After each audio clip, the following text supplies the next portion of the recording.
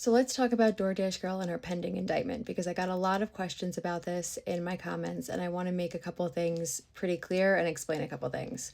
So if you don't know who I am, my name is Stephanie. I'm a criminal defense attorney, specifically a public defender, and I practice in the state in which DoorDash Girl's case is going before a grand jury. So if anybody knows what they're talking about, it's going to be me. So now that we officially know that her case is going before a grand jury, what does that mean? I have gotten this question a lot in the comment section, and I thought I did a pretty decent job of explaining it in the video, but I think there needs to be a couple things clarified. Just because it's going before a grand jury and being transferred to a county court does not mean that she will go to trial. Okay?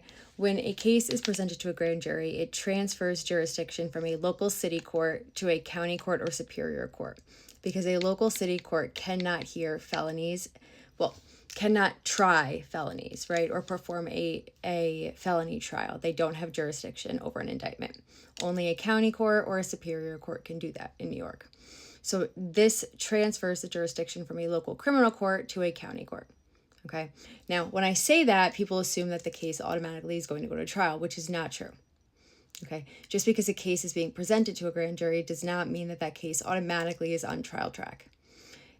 Things happen post-indictment, offers are conveyed, offers are accepted. Sometimes district attorneys indict cases as sort of a scare tactic, just sort of be like, we're serious about this case.